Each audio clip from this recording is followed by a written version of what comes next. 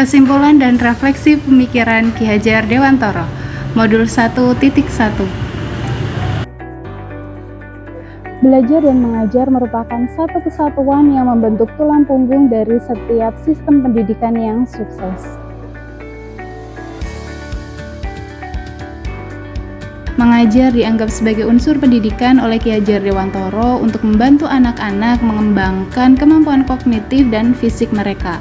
Dalam hal ini, pendidik terlibat langsung dalam proses pengajaran.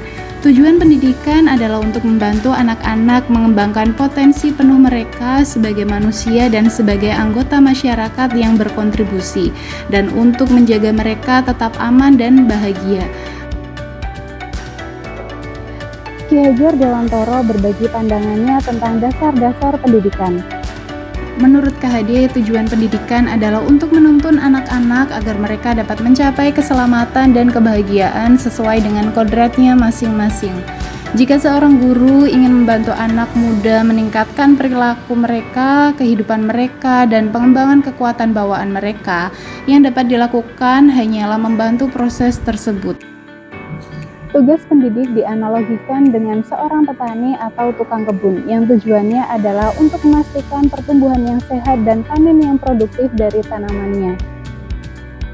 KHD juga menekankan pentingnya para pendidik untuk tetap berpikiran terbuka dan mengikuti perkembangan terkini. Namun demikian, tidak setiap hal baru diterima dan harus diperlakukan dengan hati-hati. Dalam kerangka pendidikan modern, sangat penting bagi siswa untuk diberikan kemampuan abad ke-21. Sebagai pendidik, kita juga memiliki tanggung jawab untuk memasukkan prinsip-prinsip moral ke dalam pelajaran kita. Demi kebahagiaan siswa dan untuk mencegah kebosanan, guru harus memasukkan komponen games ke dalam kelas. Kecenderungan alami siswa untuk berperan aktif dalam pembelajaran di kelas tidak boleh diabaikan. Lihat, ketika anak-anak bermain, mereka merasakan kegembiraan dan itu memiliki efek mendalam pada perkembangan jiwa mereka. Dalam hal pertumbuhan dan perkembangan anak, tugas guru yang paling penting di sini adalah memperlakukan siswa dengan penuh hormat dan kebaikan, dengan mempertimbangkan kepribadian dan karakter unik pada setiap siswa. Aksi nyata, model pembelajaran project-based learning. Siswa membuat suatu proyek yang sesuai dengan materi pembahasan yang sedang dipelajari. Dengan menggunakan metode ATM, amati, tiru, dan modifikasi, siswa diberi kebebasan untuk membuat suatu desain proyek sesuai dengan yang mereka sukai. Hasil yang diperoleh adalah murid lebih kreatif, materi yang dipelajari lebih mudah dipahami, dan murid merasa senang dalam proses pembelajaran. Perasaan selama melaksanakan perubahan di kelas.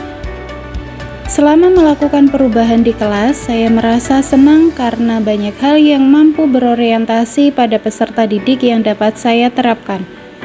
Murid diberi kebebasan dalam mencapai kekuatan kodratnya, membuat murid aktif di dalam pelajaran, dan mereka merasa lebih bersemangat dalam mengikuti proses pembelajaran. Ide atau gagasan yang timbul sepanjang proses perubahan. Banyak ide atau gagasan yang timbul selama melakukan proses perubahan, terutama ide-ide yang berkaitan dengan bagaimana menciptakan suasana yang menyenangkan ketika proses pembelajaran.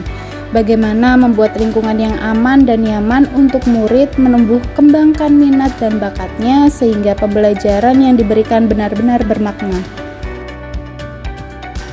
Dampaknya sangat terasa dalam perubahan di kelas. Murid-murid menjadi lebih bersemangat karena pamongnya benar-benar ngemong. Meriah kelasnya menyenangkan dan materinya gampang dipahami, saya menjadi semangat belajar.